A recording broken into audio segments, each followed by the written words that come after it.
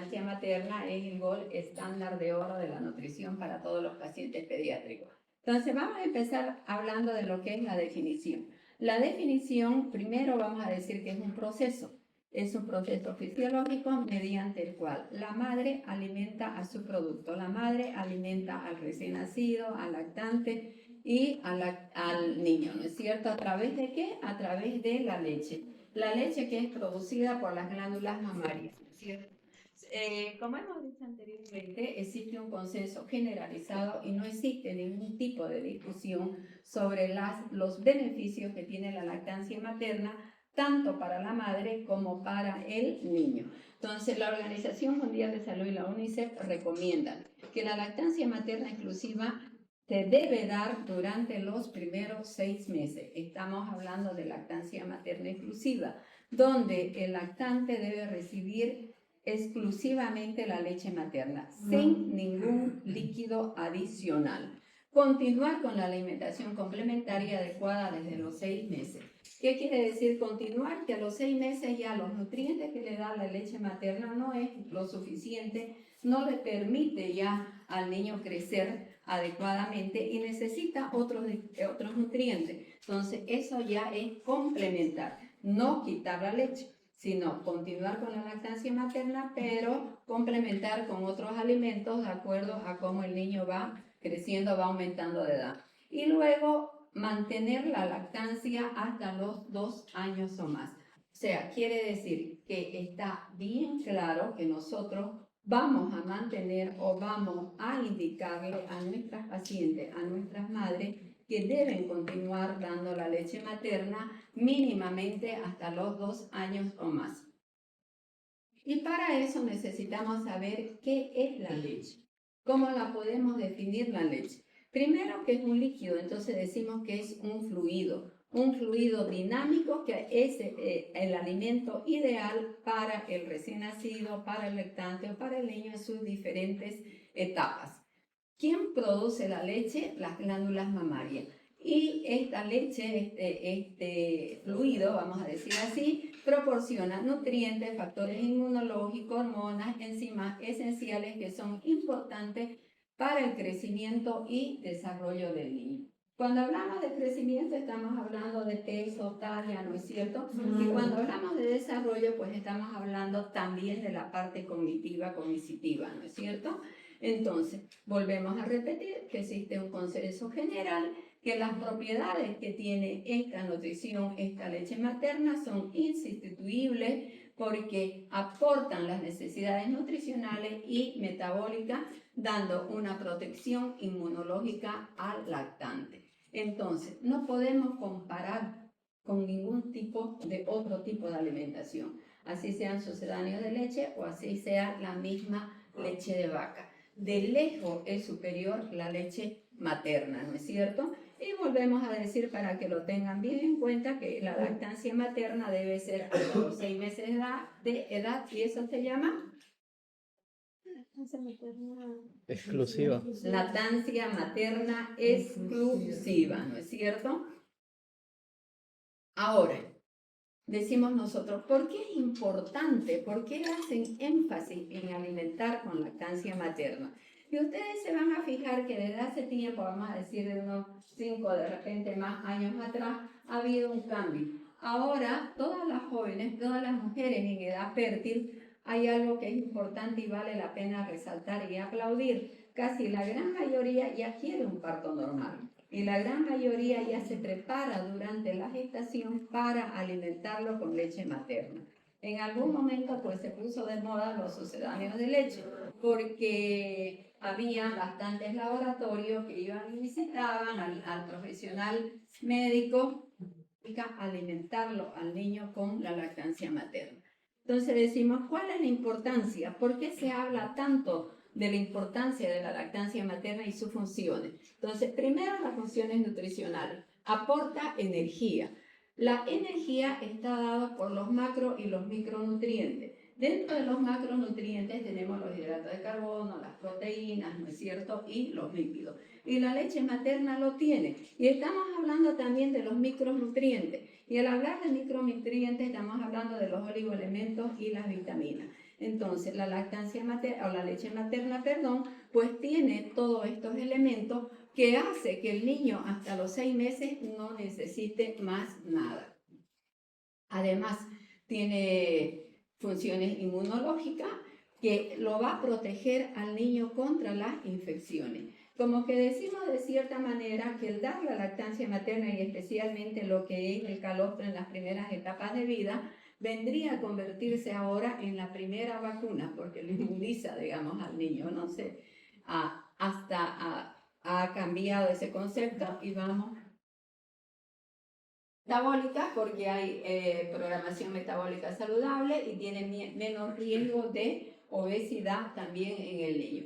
La psicológica, obviamente que nosotros estamos hablando de lo que significa que en el primer momento del nacimiento existe el apego precoz, se ponga en contacto piel a piel y que después de que hacemos los pasos secuenciales de la atención de recién nacido, se quede el niño apegado a su madre dándole lo que es el apego precoz. Posteriormente también vamos a hablar de que además de todas esas propiedades no tenemos que olvidarnos de un factor importante que es la parte económica. ¿Qué quiere decir la parte económica? Que si nosotros en este momento averiguamos cuánto cuesta una latita de leche primer semestre, es caro, vale más de 100, si no me equivoco. Entonces decimos, además de eso no es solamente la parte económica, sino el tiempo que se demora en preparar lo que debe saber la madre, cómo prepararlo, tener los recipientes, tener la leche, saber las medidas y entonces decimos, no requiere preparación y no genera costos adicionales. Les he pedido, entonces decimos nosotros, ¿qué ventajas hay en la parte económica? Que es gratuita, sale calientita y además viene del proveedor al consumidor y está lista para su hijo. Proveedor, consumidor, el recién nacido, ¿no es cierto? Y es higiénica. Entonces no necesita ningún tipo de recipiente, no necesita ningún tipo de aditamento para que nosotros podamos pensar en que vamos a demorar tiempo, en que vamos a tener que comprar la mamadera o los utensilios. Directamente va del productor al consumidor, ¿ya? Entonces, además de las otras propiedades que hemos hablado. ¿Y qué podemos decir en la parte epidemiológica? A nivel mundial, a pesar de todas las bondades, de todos los beneficios que tiene y de todo el esfuerzo que hace UNICEF, la Organización Mundial, y en todos los lugares, en los centros hospitalarios, de hablar de los beneficios de la lactancia materna, solamente el 37% de los niños recibe una alimentación exclusiva, una lactancia materna exclusiva. Si nosotros vemos los datos de Bolivia, el índice de lactancia materna llega a un 60%. Entonces, más o menos eso nos ubica como que en el segundo o tercer lugar a nivel, digamos, de América o mundial en lo que significa la lactancia materna. Y es así que en el 2006 el gobierno, a través del Ministerio de Salud, hace una ley, que es la ley 3460, donde habla exclusivamente de la prohibición, aquí dice artículo 18, ningún fabricante, importador o distribuidor podrá promocionar cualquier producto sucedáneo de leche. Entonces, si ustedes se fijan, obviamente, si alguien incumple, eso está sancionado. Entonces, si ustedes se fijan, en todo lo que son los medios sociales, los medios de comunicación, en las tele, han visto ustedes cómo es hasta antes de esa fecha, si hay la NAN, si hay la Enfamil, no existe propaganda, ¿ya? Porque está totalmente prohibido y eso ha sido ya con... Hay que bloquearlo. No se debe manejar ahí. Pero hay emergencia. ¿Ya? Entonces, bueno, obviamente ya hemos hablado de lo que es la ley 3460 y lo que nosotros debemos tener cuidado, y como les decía yo, desde hace mucho tiempo, por lo menos hasta la fecha, no se ve una propaganda de leche NAN ni nada, está totalmente prohibido. E incluso la prohibición llega hasta que que puedan llegar inclusive a los hospitales, pero obviamente a veces es difícil, ¿no? de hablar. Entonces, también es bueno saber que existen otros términos que se utilizan a nivel de los hospitales, de las unidades de neonatología y otros tipos, vamos a decir, de alimentación. Y aquí hablamos de la lactancia materna exclusiva, que ya lo hemos explicado, que significa leche pura, exclusivamente, donde no se le puede dar ningún aditamento, ni agua, ni jugos, ni té, ni siquiera sale de rehidratación oral y ni vitamina. Eso significa lactancia materna exclusiva.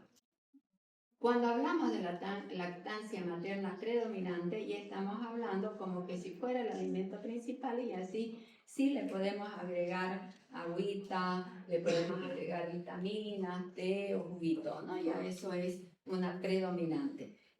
Anteriormente o hace muchos años atrás se recomendaba, le estoy hablando de hace 20 años atrás, que le daban la lechecita y de repente cuando el niño lloraba o a alguno se le indicaba que le den agüita. Ahora ni agua, solamente leche. La lactancia materna parcial es cuando se administra la leche materna y otros alimentos que incluyen otros tipos de leche. Estamos hablando ya que puede ser sucedáneos de leche. Complementaria, lo que estamos hablando, la complementaria también se llama ablactación. Ablactación es el momento en que se inicia la alimentación complementaria, que viene a ser a los 6 meses. Cuando ya hasta los 6 meses no cubre los requerimientos, entonces ingresamos con otros tipos de alimentos. Ahora, existen otros términos que ustedes lo van a escuchar en las unidades donde existen los recién nacidos, en las guarderías, en las unidades de cuidados intensivos, en neonatología. Entonces vamos a ver otros términos que se van utilizando, como es la lactancia materna exclusiva, que ya hemos hablado, la lactancia materna predominante, que también ya le hemos explicado, la materna parcial, cuando está recibiendo lactancia materna y otros alimentos, incluyendo otros tipos de leche, y la alimentación complementaria. ¿Qué es las recomendaciones que hay que dar? Lo que ya hemos hablado anteriormente, ¿no es cierto? Y ahora, vamos a entrar a otras terminologías. Ya, ahora vamos a hablar de otras terminologías. Y vamos a hablar de lactancia directa. ¿Qué significa la lactancia directa? ¿Qué entendemos? Así, facilita, en 2 palabras. Proveedor, consumidor, ¿no es cierto? No hay intermediario. Entonces, eso es así, simplecito lo vamos a explicar. Entonces, directamente del pecho al niño, ¿no es cierto? ¿Qué es la lactancia diferida? Lactancia diferida. Mamadera. Cuando yo te transfiero, cuando hago transferencia, ¿no es cierto? Entonces hay un intermediario. ¿Qué es ese intermediario? Puede ser la mamadera, puede ser la jeringuita, puede ser una sonda. Entonces, ¿qué significa pero lactancia materna diferida? Que la madre se va a extraer la leche y a través de le va a llegar al producto, ¿no es cierto? La lactancia mixta, alimentación que combina leche materna con fórmulas infantiles. Entonces, generalmente no se llena con tal leche o la mamá se va y no la ha dejado lista la leche, pues obviamente le dan ya los sucedáneos de leche. La lactancia de múltiples o tandem, la lactancia de múltiple, ¿qué quiere decir de múltiple? Más de uno. Y en este caso son 2. Entonces, cuando una madre da de lactar a 2 niños, primero al recién nacido, al nuevo producto, al nuevo niño, y generalmente a veces cuando tienen niños que tienen con muy pocos años de diferencia y el otro tiene el niño 1 año y todavía no lo ha destetado, pues ahí no entran los celitos, vamos a decir así, el uno está chupando de una teta y la otra le da de la otra. Entonces, dar de manera simultánea la lactancia tandem o lactancia de múltiple es de dar de manera simultánea a 2 hijos, pero de diferente edad. Les estoy explicando. Puede ser un niño de 1 año y el producto, ¿no es cierto? Ahora, la lactancia materna mercenaria, todos estos son tipos de lactancia materna. Mercenaria es cuando una mujer extra amamanta al niño y cobra por ese trabajo. Está recibiendo una remuneración. Entonces, la mercenaria, cuando una mujer contratada o remunerada para amamantarlo. En épocas antiguas, ¿se acuerdan ustedes? Hablaban de nodriza, ¿no es cierto? Y esas nodrizas se les pagaba, ganaban un sueldo, un salario y a veces esas lo amamantaban. La lactancia solidaria es lo mismo, pero nada más que la que está amamantando no recibe ningún tipo de salario. Generalmente, pues entre amigas, muy amigas o entre hermanas que tienen, yo voy a salir, lloro el niño, y llega la hermana y le da de mamar. Entonces, cuando una mujer amamanta ocasionalmente al hijo de otra madre sin remuneración. Ahora, cuando hablamos de lactancia inducida, ¿qué significa inducida? Que van a inducir la lactancia, que van a inducir para que tenga leche. En qué caso se hace eso? Por ejemplo, una madre que no, aquí estamos, ¿no es cierto? Una mujer que no ha cursado con un embarazo, que no ha tenido su bebé, ¿puede lactar? Sí, puede, ¿no es cierto? Entonces decimos nosotros, la producción de leche, una mujer que no ha causado embarazo reciente, que no ha tenido. Entonces, ¿cómo lo vamos a hacer? Mediante estimulación mamaria, frecuentemente apoyo hormonal y obviamente la madre va a comenzar a producir la leche. La leche se produce por un estímulo. El estímulo es la succión, es la inducción o algún otro tipo de medicamento. La relactancia es cuando por algún motivo ha dejado de lactar, por cualquier motivo que sea, y quiere nuevamente volver a darle a su niño lo mismo, ¿no es cierto? Entonces hay que hacerle estimulación, hay que hacerle lo que es el buen agarre, ayuda profesional y sí se puede. Entonces no existe ningún tipo de mecanismo para que nosotros no podamos o los niños no puedan dejar de recibir lo que es la lactancia materna. Ahora, decimos nosotros que hay un órgano donde se encuentran los alveolos. La unidad ese órgano es la glándula mamaria. La unidad funcional de esa glándula mamaria es el alveolo. Entonces decimos primero, empecemos diciendo que es la glándula mamaria y es una glándula sudorípara apócrina, que tiene dos funciones principales, que tiene la capacidad de responder a las hormonas y esta está modificada para producir leche. Entonces hay un estímulo, responde, ¿no es cierto? A través de la hormona, que son dos, la prolactina y la oxitocina, se va a producir la leche y la otra va a hacer que salga la leche. La función, como hemos dicho entonces, es producir leche. La glándula mamaria constituye la característica fundamental de los mamíferos. Entonces, ¿por qué se llama mamífero? Los que se llaman mamíferos, todos los animales, todos los seres vivos que son mamíferos, son aquellos que tienen mama y alimentan a su producto con leche, ¿no es cierto? Y nosotros también somos mamíferos. Normalmente una glándula mamaria pesa hasta 250 gramos, pero cuando ya está en periodo de lactancia hay infiltración, hay aumento de volumen y llega más o menos a duplicar el peso. ¿Cuánto es lo que produce una mama de leche? Va a depender desde el primer momento, que es poca la cantidad, y posteriormente va a ir aumentando a medida que el niño va succionando, va creciendo, va necesitando más requerimiento y puede llegar hasta producir un poquito más de 1000 ml o 1220, son números aproximados durante las 24 horas. Algo que es muy importante y que de repente queda vamos a decir, en las madres o alguna mamá que tienen el temor porque tienen los pechos chicos, porque las glándulas mamarias son pequeñitas, porque se han operado, alguna cosa, que no van a producir leche. No existe ningún motivo para pensar que la producción de leche depende de lo que significa el tamaño de las glándulas mamarias. También es bueno recordar, aunque ustedes ya lo han pasado seguramente en las anteriores asignaturas, como que de repente en ginecología o embriología, cómo es la anatomía funcional de la glándula mamaria por dentro y por fuera, ¿no es cierto? Entonces, ¿qué es lo que tenemos por fuera? ¿Qué es lo que visualizamos nosotros por fuera? Primero, la areola. Entonces, aquí la tenemos, la areola. ¿Cómo la vemos nosotros a la areola? Ustedes ven que hay una diferencia de color, ¿no es cierto? Entonces, decimos tiene un color más oscuro y en el embarazo se oscurece más. Es más oscurita todavía, ¿no es cierto? Y el niño debe tomar parte de la areola para mamar bien. Entonces, cuando hablemos del signo del buen agarre, ustedes van a ver cómo el niño tiene que agarrar y la parte inferior, pues no se ve la areola mamaria. Luego tenemos el pezón, que aquí lo tenemos, el pezón. ¿Qué es el pezón? Es la punta del pecho y ahí tienen ya los orificios donde va a salir la leche. Entonces, donde sale la leche a través de 15 o 20 pequeños agujeritos orificios.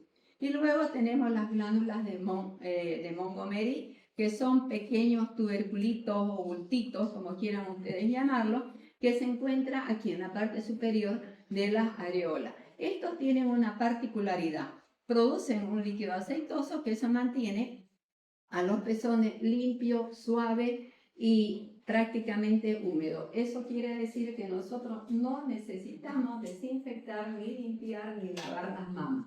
De por sí tienen las glándulas de Montgomery que tienen esa función, ¿no es cierto? Producen el líquido que los va a mantener a los pezones limpios y suaves.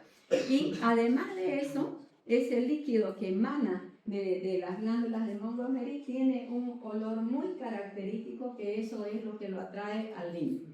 Entonces vamos a decir nosotros, el niño en sí busca y siente el olor y es lo que busca.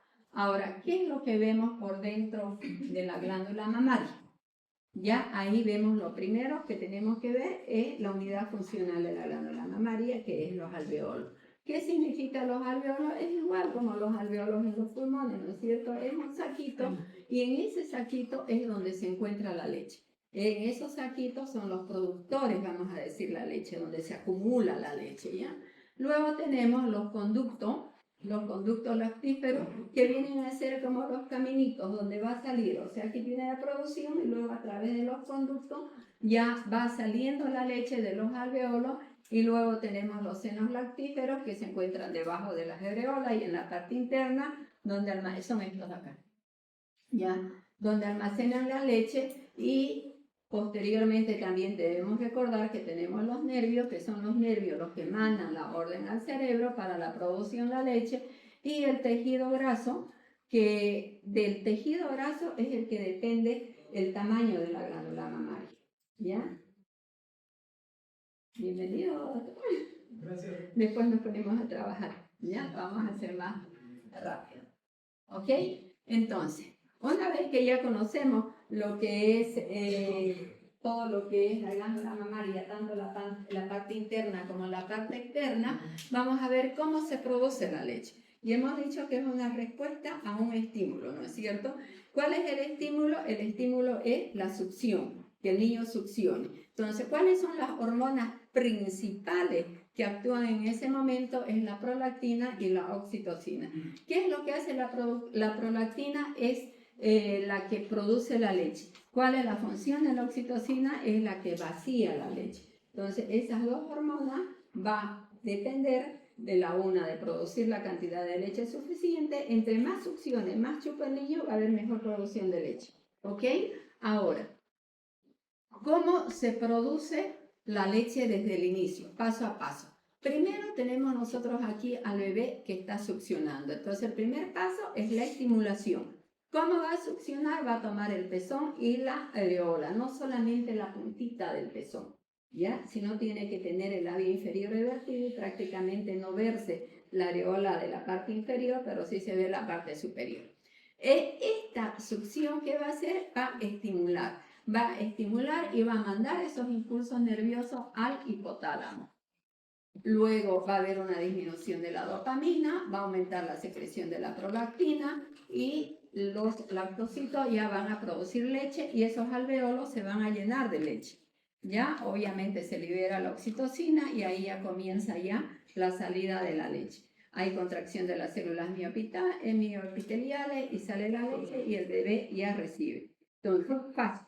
Resumiendo, ¿cómo se produce la leche? Tiene que haber un estímulo. ¿Cuál es el estímulo?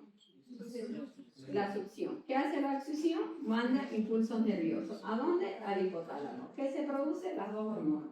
La prolactina y la oxitocina, ¿no es cierto? Y cada una de ellas tiene su función específica.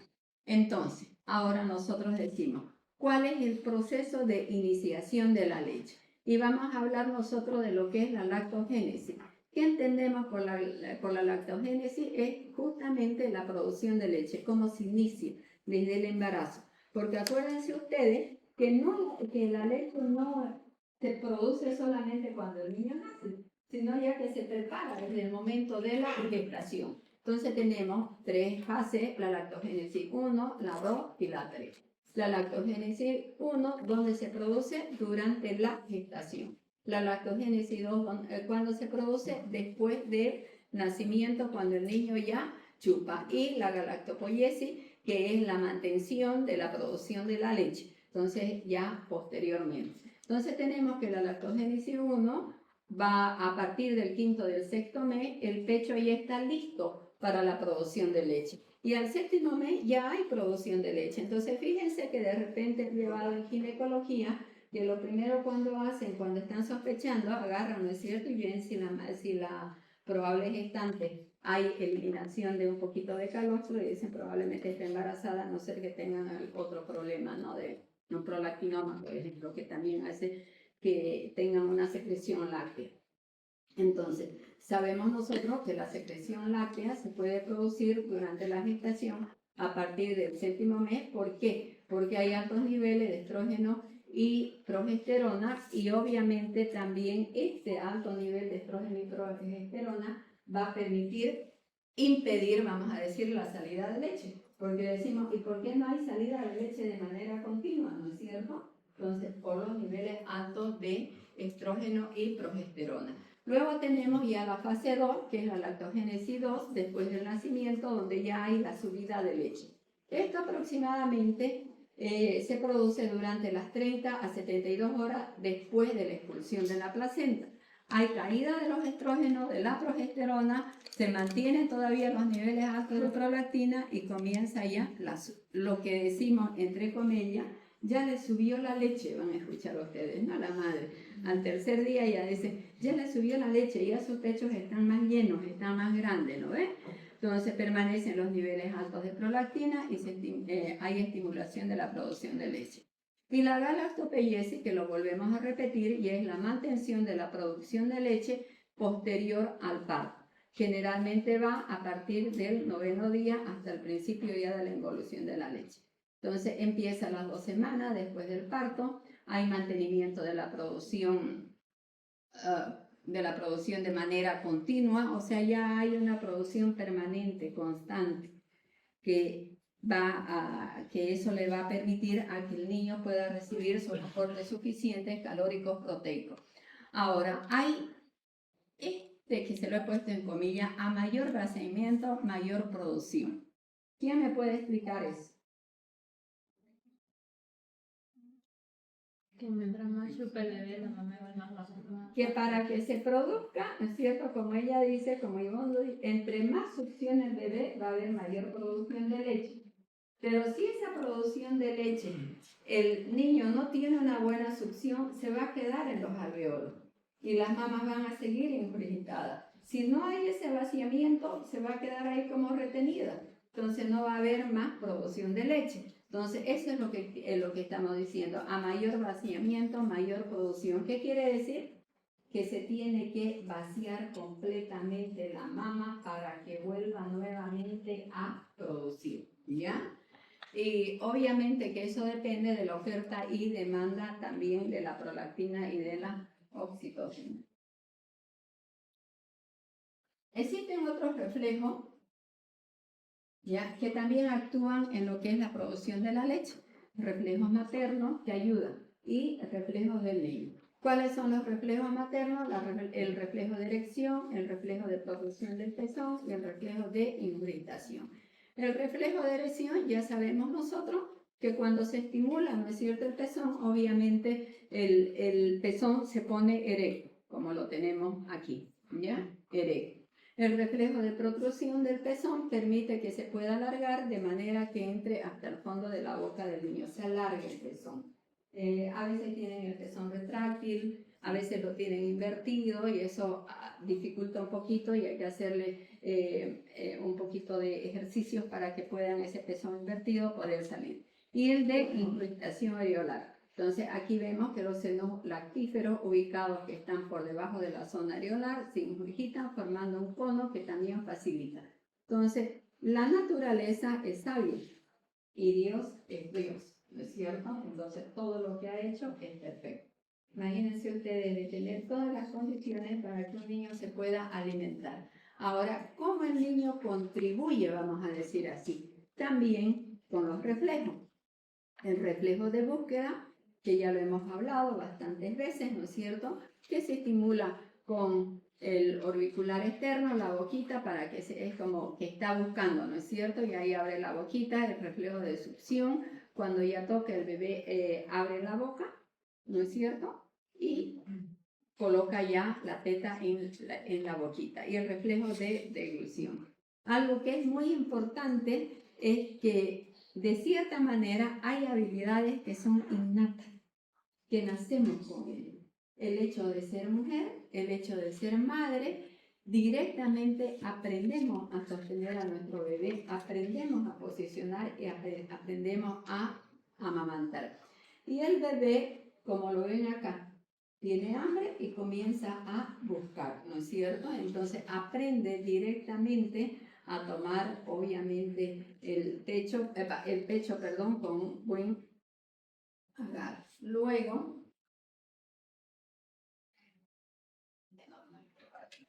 ¿qué tiene la leche? ¿Cómo está constituida? ¿Cuáles son las partes elementales de la leche? Primero, agua. Es un líquido, ¿no es cierto? Es un fluido. Entonces, ¿qué es lo que tiene? Agua. El 87% aproximadamente es de agua. Eso le permite recibir el aporte de líquido. Hemos hablado y ha habido una pregunta del examen de aporte de líquido. Entonces, la cantidad que produce es suficiente para darle los requerimientos de acuerdo a su peso y a sus días de vida. Entonces, por lo cual mantiene una hidratación adecuada. Entonces, si mantiene una hidratación adecuada, no necesita complementar con otro tipo de líquido.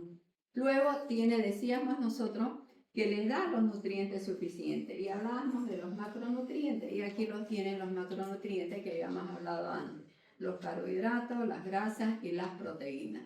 Los carbohidratos, el principal, o los hidratos de carbono, como ustedes quieran llamarlo, es la lactosa. Y obviamente que el aporte energético está en base a los hidratos de carbono, ¿no es cierto? Son aquellos que le dan energía, son los que le aportan calorías y eso le permite el desarrollo cerebral y también ayuda a la absorción de calcio. Luego tenemos la grasa, que viene a ser entre un 40 y un 55% de aporte a la energía total. Contienen la grasa, el DHA y el ARA, ¿no es cierto? Que son omega 3 y omega 6, que son importantes, el uno para lo que es el desarrollo neurológico, para la parte cognitiva, y el otro para el crecimiento y desarrollo. Y tiene colesterol, fundamentalmente, que todos estos contribuyen para la retina, en el sistema nervioso y en la mielinización. Y las proteínas que predominan es la lactoalbúmina, la lactoferrina, la lisozima y las inmunoglobulinas, que cada una de ellas pues tiene su función, ¿no es cierto?, de proteger al bebé.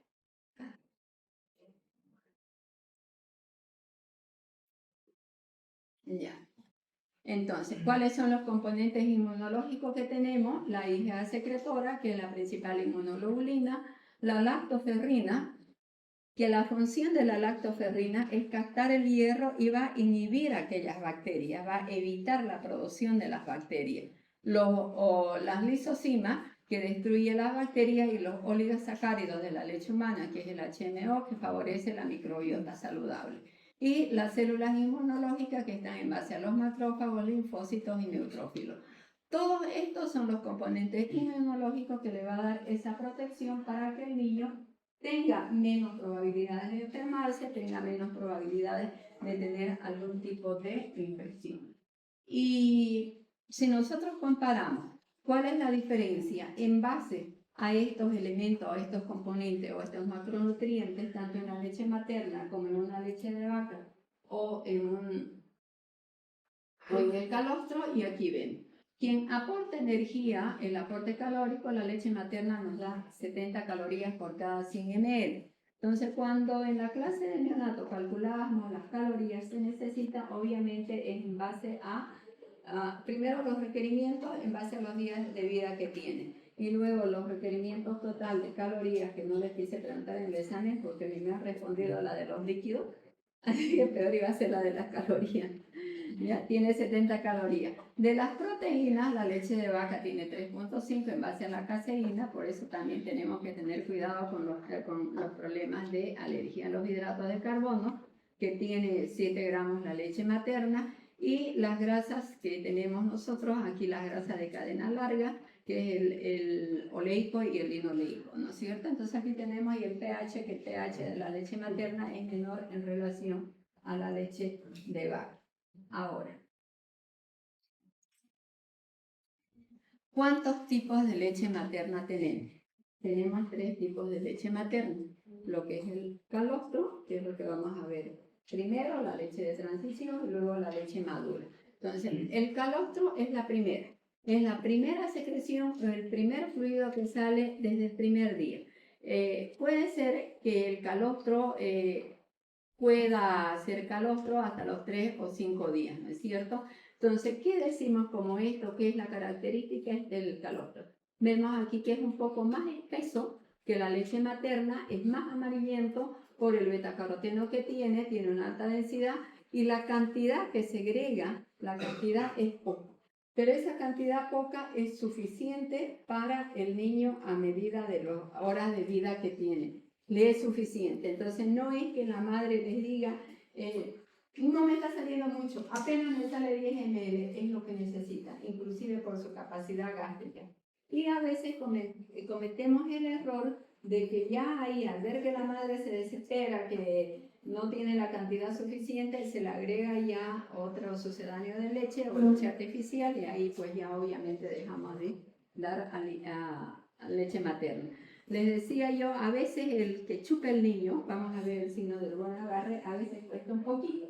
Entonces es como que te den una petita de la que tenía el candidato, uno de los candidatos, y le den un BMW o un Mercedes, ¿no? ¿De cuál vamos a querer? El Mercedes, ¿no? Entonces si al niño le decimos, chupe, esfuércese, y ahí le ponemos, o quiere esta mamadera que está de pinga, que apenas pone así, y ya está adentro, obviamente, pues no es cierto.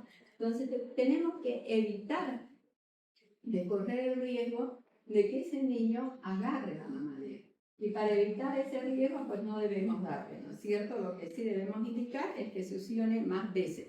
Antes se decía, le vamos a dar la alimentación a la leche materna, le va a dar de chupar cada 3 horas. En la actualidad no existe horario. Se llama a libre demanda, las veces que el niño quiere, entre 10 a 12 veces al día, ¿no es cierto? Entonces, tiene menos cantidad de lactosa, grasas y vitaminas y tiene mayor cantidad de proteínas, vitaminas liposolubles.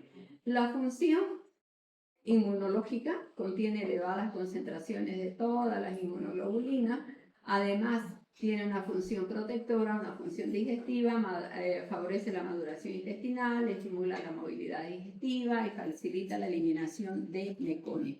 Y función metabólica, evita la hipoglicemia neonatal. Si nosotros no le damos el aporte suficiente de lo que son los flujos de glucosa, nos va a hacer una hipoglicemia. Y si nos hace una hipoglicemia severa, nos va a llegar a convulsionar. Y ahí vamos a tener que utilizar inclusive el flujo de glucosa y hacer ya el tratamiento como una hipoglicemia. Entonces tenemos que explicarle que este fluido espeso, amarillento y poquito que sale al inicio, le es lo suficiente y que la madre le debe poner las veces a la tetita, las veces que sea necesario. Y luego tenemos ya la leche de transición, que es la que hablábamos, que comienza ya a llamarse de transición a partir de los 5 a 15 días y ahí vamos viendo que va cambiando de color. La otra cosa es que ya va aumentando también de volumen y obviamente la concentración de grasa, lactosa aumenta y la concentración de proteínas y minerales disminuye. Y finalmente ya tenemos la leche con la que el niño se va a quedar hasta los 2 años. Se llama leche madura. Entonces, la leche madura se la considera después de la segunda semana, aporta todos los nutrientes completos, entonces decimos que más o menos, ya hemos dicho, ¿no es cierto?, que puede llegar hasta más de 1 litro por día. Entre más succiones, más producción de leche. Las características, cambio de cantidad, de apariencia, composición, es menos espesa. Y otra cosa que es muy importante saber también, indicarle a la madre, que a veces ella se preocupa porque su leche le dice en estas palabras textuales, es muy rala. ¿Qué quiere decir rala? Dependiendo de qué lugar son. O si son de para acá, dicen es muy aguachenta. No, mi leche es muy aguachenta, no le va a servir. Pongámosle otra leche o complementémosle. No existe leche aguachenta, no existe leche rala. Sí la leche en comparación, la leche madura en comparación con el calostro, obviamente que no es tan espesa como la otra, pero sí tiene los suficientes ingredientes para que el niño se pueda alimentar. Ahora, ¿cuáles son los beneficios para el recién nacido? Son a corto plazo y a largo plazo. Dentro de los beneficios ya hemos dicho que no solamente es para el neonato, también tiene beneficios para la madre y también tiene beneficios específicos para el prematuro. Entonces, a corto plazo para el recién nacido tiene menos riesgo de infecciones, de diarrea, de otitis, de infecciones, que es lo que hemos dicho, ¿no es cierto? Tiene un elemento que los va a proteger, que son las inmunoglobulinas, ¿no es cierto? Entonces, obviamente va a tener menos probabilidades de infectarse. A largo plazo tiene menor riesgo de obesidad, de tener diabetes, hipertensión, asma, enfermedades inflamatorias y tiene, además, que es importante y le dan mucha importancia en la actualidad, el que tiene mayor nivel cognitivo. Deberíamos hacer un estudio donde evaluemos la parte cognitiva en aquellos niños que han sido alimentados con lactancia materna exclusiva y con aquellos que no, ¿no? Para ver su nivel intelectual. Ahora, en los prematuros, ¿ya? Primero, que es considerada como un medicamento biológico para el prematuro. Y ya hemos dicho que el calostro, ¿cómo lo hemos dicho que lo consideramos? La primera vacuna, ¿no es cierto? Porque lo inmuniza. Entonces, esto va a disminuir, ¿qué es lo que hemos dicho que recién nacido tiene problemas de infección? ¿Qué es lo más frecuente? La enterocolitis necrotizante, que no les pregunté en el examen. Sepsis, que sí les pregunté, no de la tardía, ¿no es cierto? Displasia broncopulmonar, retinopatía del prematuro, y eso ya está comprobado y está evidenciado. Entonces, no hay duda de que obviamente tiene beneficios para el prematuro y tiene beneficios para el recién nacido y también para la madre. Dentro de los beneficios para la madre tenemos también a corto plazo, inmediato y a largo plazo. Inmediato ayuda a la involución uterina. Tiene menor hemorragia postparto y la recuperación de la madre es más rápida. Ahora, a largo plazo, disminuye el cáncer de mama, el cáncer de ovario, la diabetes tipo 2, hipertensión y también las enfermedades cardiovasculares. Ahora, ya hemos aprendido todo lo que es la leche, ya sabemos qué es, los tipos de leche que hay, cómo se produce. Ahora vamos a ver cuál es la manera correcta, cómo lo voy a alimentar a mi recién nacido. Primero, entonces, lo que debemos hacer es educar, socializar. Hemos dicho que dentro de lo que es la atención de un recién nacido, la atención de un adulto, la atención de un niño, de una mujer, tenemos dentro de lo que es la evolución los 4 planes. Y uno del último plan es el plan educacional. Aquí estamos hablando del plan educacional. Educar a nuestra mamá de cómo debe tener ella y de cómo debe darle el pecho. Que de ahí depende la producción, si va a ser suficiente y obviamente también los beneficios para el niño. Primero debemos tomar en cuenta que la cabeza y el cuerpo deben estar rectos, que tiene que estar en dirección a su pecho con la nariz del recién nacido frente al pezón. La nariz tiene que estar libre, no tiene que estar tapada, porque a veces cometen el error de que la nariz apoya la mama y eso obviamente le impide que entre el oxígeno y vamos a tener problemas, ¿no es cierto? Con el cuerpo del recién nacido cerca del cuerpo de la madre no debe ir a buscarlo al niño, ella debe traerlo al niño a su pecho. Y aquí hay algunas de mis estudiantes que he estado con bebé, ¿no ven? Entonces, bueno, si están en clase para que aprendan cómo darle de lactar. Creo que eran 2 las que estaban embarazadas y una desembarazada. ¿Sí, no ven? ¿Están aquí? No. Están dando de lactar al bebé. Pero ya vamos a hablar en qué caso se deja la lactancia en casa. Académicas, clases, trabajo. Se exprime, en otras palabras, ¿ya? Entonces, y sostener todo el cuerpito y no solo el cuello y los hombros. El sostener todo el cuerpito significa que le estamos dando seguridad para el niño, le estamos demostrando amor y también para nosotros un poquito de tener más de lo que es confianza. Entonces, ¿cómo podemos darle? Podemos darle sentada, ¿no es cierto? Podemos darle echada, especialmente cuando son cesáreas. No, a veces dicen, no, me hicieron cesárea, me duele mucho, no le voy a dar de lactar. La posición de echada, de lateralizada, también se puede. O sea que no existe ningún tipo de excusa que no se pueda dar la lactancia materna. Entonces tenemos que ver la comodidad de la madre, acomodar al bebé que esté bien y lograr un buen agarre que lo vamos a detallar posteriormente. Este tema de acá, como les he dicho, viene la semana de la lactancia materna y hacemos nosotros siempre las ferias educativas, trabajamos con las del centro para que se dividan en grupos y vayan a todos los centros de salud para que se expongan lo que es la lactancia materna y la educación. Eso de ahí obviamente que son trabajos de extensión y también tienen un puntaje que se tiene que se pone, ¿no? Para que llevamos bien. Entonces, decíamos nosotros que hay dos tipos de alimentación, la directa, que siempre y cuando se pueda dar, y luego la indirecta. Pero para dar la indirecta tengo que saber cómo me voy a sacar la leche. En el caso de mi querida estudiante, una extracción manual, ¿no? En lugar de la leche, y viene a cumplir sus obligaciones, digamos, ¿no? Entonces, primero que tenemos que saber cómo se va a extraer. Lo primero son las normas de bioseguridad, la limpieza, la higiene de manos, el lavado, el secado, o sea, de las manos, no de la mama. Existe un error que dice la mamá, si me la lavo todos los días la mama, no se lava, ya les he dicho, ¿por qué? Porque ya se la de Montgomery, ¿no es cierto? Que sale el fluido y lo mantiene limpio y no necesita, ¿no es cierto? Luego, si vamos a utilizar nosotros una alimentación a lactancia materna indirecta, tenemos que tener recipientes. Esos recipientes deben estar totalmente limpios, ¿no es cierto? Entonces, lavarlos con agua caliente, detergente, ahora ya tienen todas las indumentarias y cada vez nos sacan mejores, que son los esterilizadores de mamadera, ¿no es cierto? Ahí vienen de 10, de 8, de 6, como quieran. Pero si no tienen, con agüita caliente, detergente, enjuagarlo y secarlo al aire, ¿ya? Y cleaner del extractor, después de cada uso, uno pues se puede sacar de manera manual o utilizando los diferentes extractores que también hay en el comercio, ¿no? Si utilizamos los extractores, después de cada uso hay que desarmar las piezas, lavarlo con agua y jabón y secar completamente. Entonces debemos tener cuidado y hacer bastante énfasis en tener limpio todos las herramientas que vamos a utilizar. ¿Cuáles son los recipientes recomendados?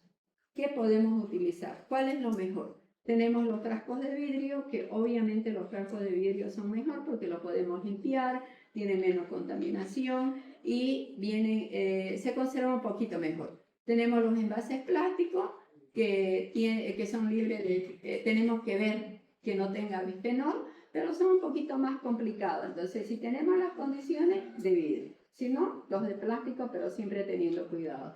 Y en algunos otros lugares tenemos las bolsas especiales para leche materna. Aquí yo no he visto. Entonces, esto de acá estamos hablando para que nosotros ya después la podamos almacenar, porque yo me voy a extraer y de acuerdo al tiempo que yo necesite voy a saber dónde guardar y cómo guardar. Por ahí la puedo almacenar para congelar la leche y después ya obviamente darle el espacio, ¿no?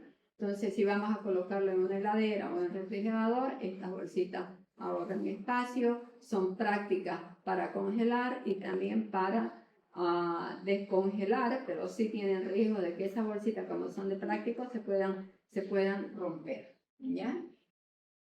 Ahora, ¿qué posiciones debemos tener? Hay diferentes posiciones. ¿Cuál es la mejor posición? Como la mejor vacuna. ¿Cuál es la mejor vacuna? La que hay. ¿Cuál es la mejor posición? Que la madre se sienta cómoda. Y para eso tenemos la tradicional, que es la de cuna, que es la más utilizada, la cuna cruzada, que es la ideal para prematuro, la de balón de rugby, que es útil en cesárea, o cuando tenemos, esta es la de rugby, al niño lo ponemos debajo de acá, ya que generalmente se lo utiliza cuando hay cesárea o cuando son gemelos. Y la de cúbito lateral, que generalmente hay que tener cuidado, sí, es cuando están después de la cesárea, que no quieren tener contacto porque les duele, se les puede recomendar que les den de manera lateral, ¿ya? Entonces ahí tenemos diferentes posiciones y aquí seguimos teniendo otras posiciones, ¿no? La posición de cuna, se pueden ayudar con una almohada, la posición cruzada, que aquí la tenemos. Ahí fíjense la posición cruzada. ¿Cuál es la diferencia que vemos de esta con esta? La mano que sostiene el cuello. La mano, ¿no es cierto? Fíjense ustedes que aquí está el niño agarrando la teta y la que lo sostiene el bebé es la otra. Por eso se llama cruzada. ¿Ya? Y la de cuna, ¿con qué mano lo sostiene? Con la misma que está agarrando, ¿no es cierto? Nada más, por eso se llama cruzada. Y ahí ya tienen las diferentes posiciones que puedan ustedes verlo y explicarles a la mamá. Una vez que ya sabemos cómo lo debemos posicionar, le hemos explicado a la mamá, ahora debemos indicarle cómo el niño tiene que chupar. Y para que el niño tiene que chupar, tiene que tener estos requisitos, el signo del buen agarre del bebé. Entonces, cuando tiene un buen signo del buen agarre del bebé, se lo estimula y va a abrir la boca. Entonces, la boca tiene que tener bien abierta que le permita introducir todo el pezón y que el labio inferior de abajo esté volteado hacia afuera, vertido así, y el mentón siempre tocando con la mano. Ese labio vertido hacia afuera va a hacer que no se vea areola por abajo, se va a ver más por encima, ¿ya? Y obviamente la nariz va a estar como aquí, les digo que tengamos cuidado y le expliquemos a la mamá que si bien tiene que estar frente al pezón, pero que esa nariz tiene que estar libre, que no tiene que estar apegada a él. Y obviamente que ya después deglutir. Entonces, cuando tiene un buen agarre, va a haber una buena succión. Al haber una buena succión, va a haber una buena estimulación y un buen nivel de prolactina y de oxitocina. Ahora, ¿cómo tiene que estar la madre? Tiene que estar cómoda, no tiene que tener dolor, su pezón tiene que estar íntegro y tiene que tener la sensación de vaciamiento. Tiene que darle, generalmente recomendamos que se saque la una y se exprima todo completamente y luego la otra. Y en la próxima toma, eso no está en los libros, eso ya, aunque la experiencia no sirve de evidencia, es lo que dicen, pero que en la próxima toma comience con la última que ha mamado porque no la vacía muy bien, ¿no? Para que la vacíe ya bien en la próxima toma. Y si le queda mucha leche, que se exprime, que se saque, que la guarde para cualquier cosa, ¿cierto? Y aquí tenemos ya la técnica correcta de amamantamiento y vamos a ver la diferencia. Entonces aquí, ¿qué es lo que tenemos? Labio Ya, vertido, Nariz libre, mentón cubre apoyado. la areola inferior. y la nariz libre. ¿Aquí qué tenemos? Apenas lo está agarrando Solo el el pezón. pezón. Entonces, ¿cómo va a succionar? ¿Cómo va a mandar estímulos si apenas está succionando? ¿No es cierto?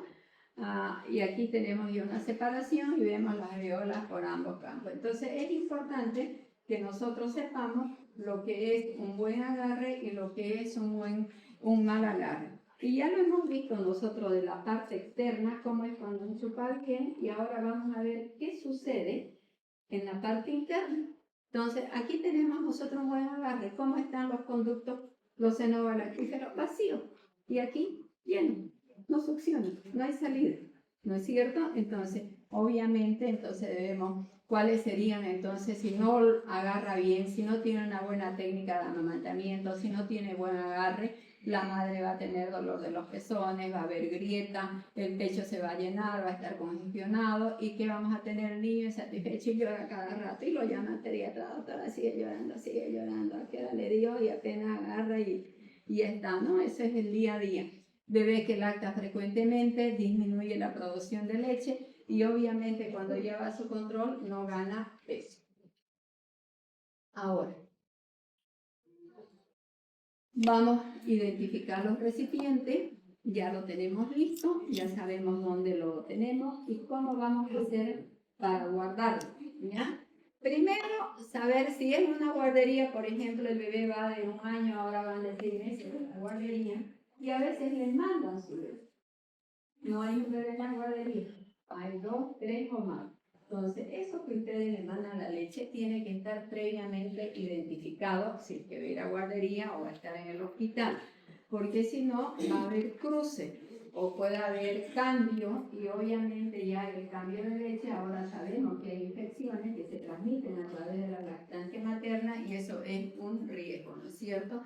Tiene que tener la fecha de extracción, la hora de extracción y el volumen almacenado. Estoy mandando 30, estoy mandando 60, la cantidad que necesite. Más o menos, aquí tienen una cantidad aproximada de lo que necesita el recién nacido, de 30 a 60 ml, los lactantes mayores hasta 120 y los niños mayores ya hasta 180. Eso nos va a permitir nosotros tener, uno, seguridad de que va a recibir, y lo otro, si lo vamos a congelar, seguridad también de que no vamos a desechar mucho, ¿no es cierto? Ahora, decíamos nosotros que hay dos técnicas para extraer la leche. La una, la manual, y la otra que ya es con los extractores, ¿no es cierto? Y aquí hablamos de la técnica de Marmet.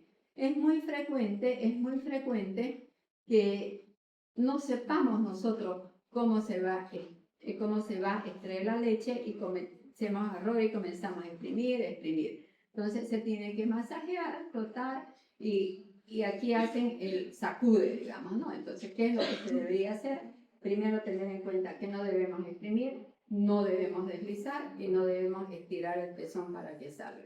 Entonces, colocar la mano en C, esta es la normativa, la mano en C, ¿ya? Ordeñar en dirección del pezón sin deslizar los dedos, así, ¿ya? No vamos a deslizar los dedos. Comprimir y repetir, como el ventilo, ¿no? Más o menos, así no me acuerdo como el ventilo 3, ¿no es cierto? Comprime y repite, comprimo y repito, comprimo, suelto, ¿no es cierto? Igualito, vamos a decir así, ¿no es cierto? Entonces, para que sepamos cómo. Es muy frecuente que se expriman, que estiren el pezón, que hagan y cometan algunos errores que no es bueno. Entonces aquí tenemos la fase 1 del masajito, la fase 2 de la extracción y las acciones que no debemos hacer. ¿Lo ven? Ya. Ahora, vamos a almacenar la leche. Lo vamos a guardar.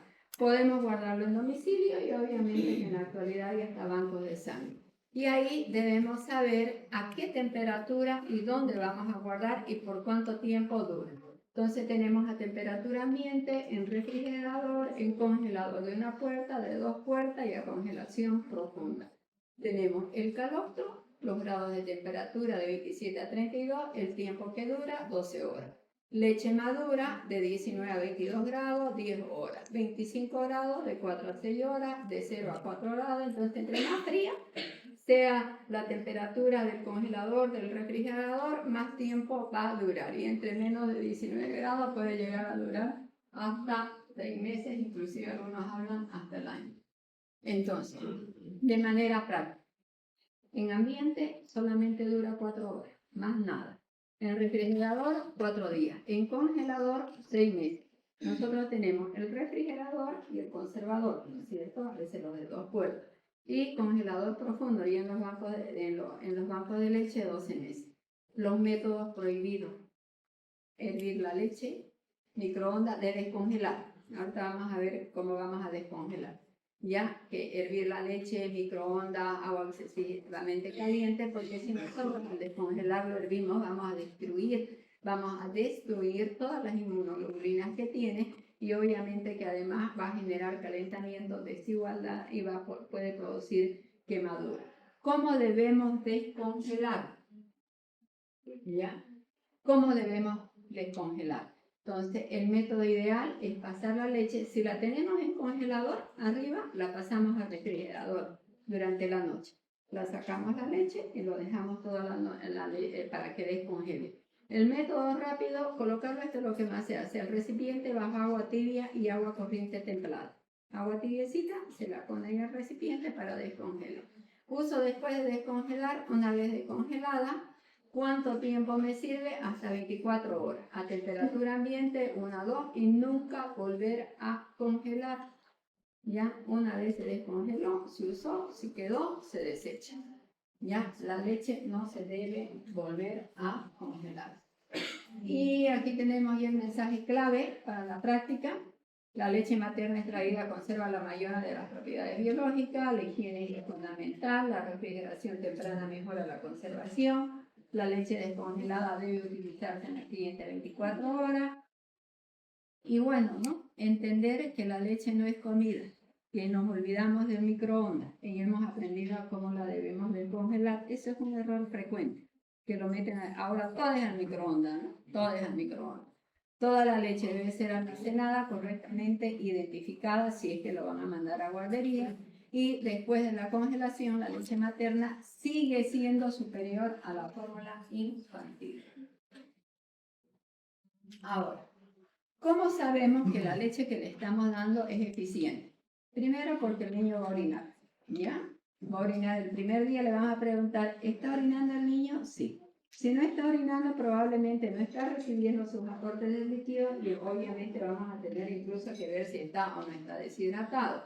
Día 2, mínimamente 2 misiones, día 3, 3 misiones y posteriormente ya es cada cambio de pañal, el pañal lo cambien, por eso es lo que se cambia cada 3 horas, que tengan cuidado, ¿no es cierto?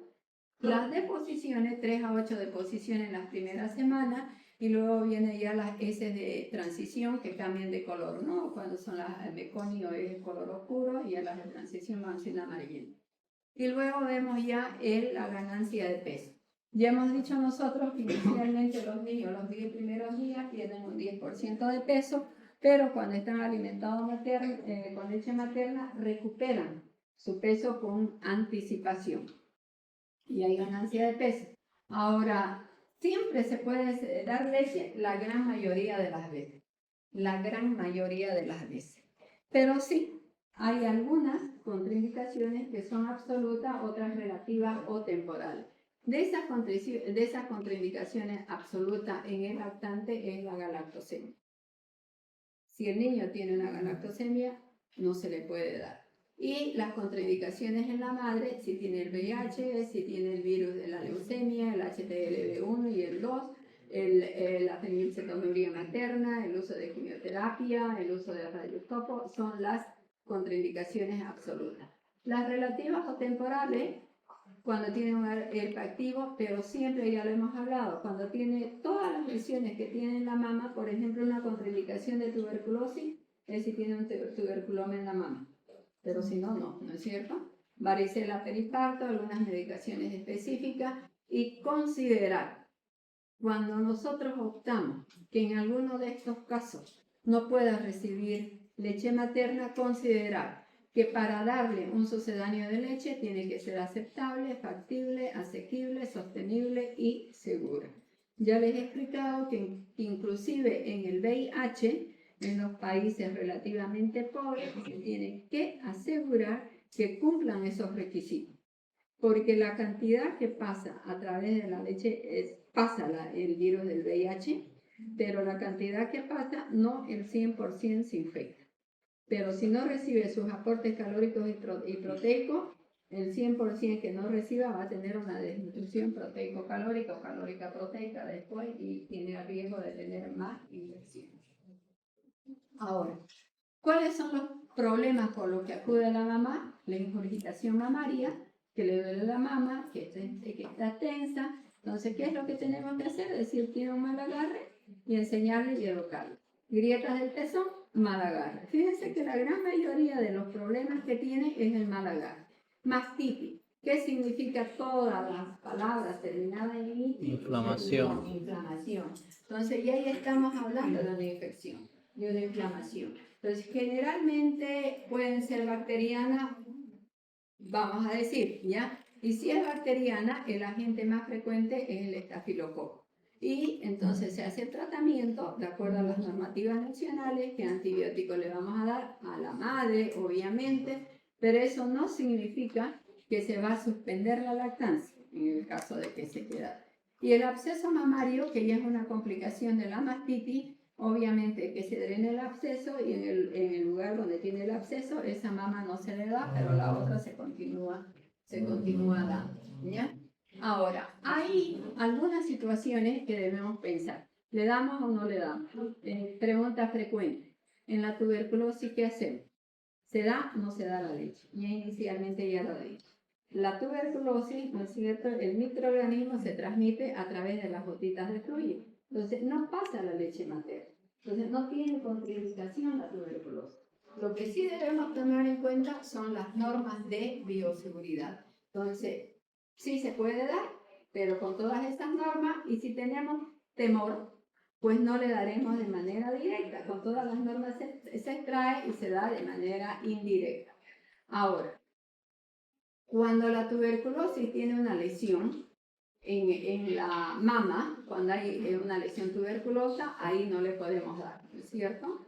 Entonces, pero cuando ya hemos dicho, podríamos pensar en el caso de que no podamos darlo, tengamos temor, darle de manera indirecta. La tuberculosis, lo vuelvo a repetir, no tiene contraindicación de lactancia materna. Solamente se la contraindica si hay una lesión en la glándula mamaria. ¿Ya? La hepatitis, ni la C ni la B, sí se puede dar. Si hay grietas en los pezones, si no, acordémonos que todo se transmite por vía sanguínea, ¿no es cierto? Entonces, si hay sangre, si hay grietas, no, hasta que se curen esas grietas. La fenilcetonuria materna no tratada no se debe dar, ya lo hemos hablado anteriormente, que es una contraindicación absoluta. La hepatitis B, el hipotiroidismo sí, la diabetes sí. Entonces, si nosotros de cierta manera vemos, la gran mayoría de las veces sí se puede dar lactancia materna. Hay situaciones especiales, como le hemos hablado, que pueden impedir temporalmente o psicológicamente a la madre para que no le dé de mamar, pero eso ya va a depender de cómo el médico le eduque a la madre y le explique los beneficios y que en la realidad si hay que suspender, por ejemplo, una mastitis, es de forma temporal hasta que mejore y después se da en el caso de, pero no está contraindicado, ¿ya? Ahora, hay que ver los factores psicosociales, ¿no es cierto? Los factores de la madre. Por ejemplo, hay productos que no son esperados, que han sido concebidos de otra manera, ya más o menos ustedes se imaginen, entonces la madre tiene un estado de ansiedad y probablemente no lo quiera el bebé, ¿no es cierto? Entonces nosotros tenemos que ver que estos son factores que pueden entorpecer a la lactancia materna. Ansiedad por falta de apoyo, sobrecarga de trabajo. Aquí especialmente la falta de apoyo, estamos hablando de las madres solteras, de las madres cuyos padres no se involucran en la crianza de los hijos, cuando tienen sobrecarga de trabajo, cuando tienen problemas de pareja, cuando entran a la depresión postparto, cuando son las madres solteras, adolescentes, son factores que psicológicamente de cierta manera ayuda a que la madre no quiera y no pueda alimentarlo. Y aquí ya es esta fotito del pezón invertido y aquí el retráctil, solamente para ver. Entonces, como conclusión, en la gran mayoría de los casos se puede continuar alimentando. En algunos casos se suspende transitoriamente y muy rara vez es indicado el destete definitivo. Medicamentos. Hay algunos medicamentos que están contraindicados, como todos estos acá: anticoagulantes, cardiovasculares, ginecológicos, antineoplásicos, psicofármacos, ioduros, drogas de abuso social, reductores de colesterol, que son los que están contraindicados. Aquí son ya los que se tiene que tomar con precaución. Aquí la tienen la lista: los antiepilépticos, antihistamínicos, antiinflamatorios, que hay que tener un poquito de precaución en lo que es la lactancia materna, pero también decir que la gran mayoría, sí, no están contraindicados. La madre está resfriada, está con tratamiento antibiótico, sí. Ya, entonces, y finalmente ya una de las últimas láminas, de las últimas, tenemos que ahora se está incentivando lo que es el hospital amigo del niño y la madre. Aquí hay, en la maternidad, no sé si seguirá, pero ya hicieron el hospital del niño y la madre, que está promovido por la OMS, la UNICEF, y que está basada en los 10 pasos de una lactancia exitosa. Esto lo pueden encontrar en todos los lugares, en todos los hospitales donde hay recepción de recién nacido.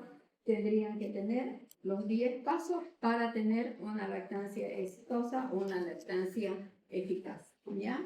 Entonces, aquí no tenemos la normativa y ya dentro de las últimas, lo que es la técnica correcta de amamantar, solamente para hablar, que hablamos de 5 cosas prioritarias: ver las señales tempranas del hambre, ver lo que es la postura de la madre, la posición del bebé, el agarre del bebé y succión del bebé. Esas son lo que ustedes tienen que hacer en lo que significa su Trabajo de extensión. Y aquí lo tenemos. Señales de hambre. ¿Cuáles son las señales de hambre? Ya le hemos dicho, el niño llorón, inquieto, se mueve, molesta, ¿no es cierto? Entonces, educar a la madre cuáles son los signos que uno puede esperar cuando tiene hambre el bebé para que le dé de lactar. Y volvemos a repetir que la lactancia materna ya no es en horario, es a libre demanda. Cuando el niño nos ve una señal de hambre, nos ve un signo de alarma, pues se lo tiene que poner al pecho. La postura de la madre, que ya hemos hablado de las diferentes posturas que tiene, solamente ya es un recuerdo de lo que hemos dicho. La posición del bebé, también hemos hablado que la madre no debe llevar la teta al bebé, sino traerlo al bebé a la mamá, ¿no es cierto? Para que tenga la posición correcta. El agarre del niño, ahí hemos visto este es un buen agarre, ¿no es cierto? Abre la boca y que tenga ya un buen agarre, los parámetros para evaluarlo, que tenga una buena succión. Es como un resumencito de lo que hemos hablado. Y finalmente, la lactancia materna. Entonces ustedes se preparan la semana de lactancia. Del 1 al 7 vamos a hablar con la red centro para que ustedes, cada uno de los grupos, vaya y haga la exposición de lo que significa la lactancia materna. Ese trabajo tiene una puntuación, tiene una nota y obviamente tienen que presentar su trabajo. Tienen que firmar una lista de todo lo que han dado la lactancia materna y presentármelo a mí, tanto lo que son sus láminas como en un Word, ¿ya? Y nosotros hacemos una visita todos los años, ¿ya? Es algo que hacemos todos los años. Y con esto hemos finalizado. Y ahí tienen las mamás modernas. Entonces, es bonita, es una charla.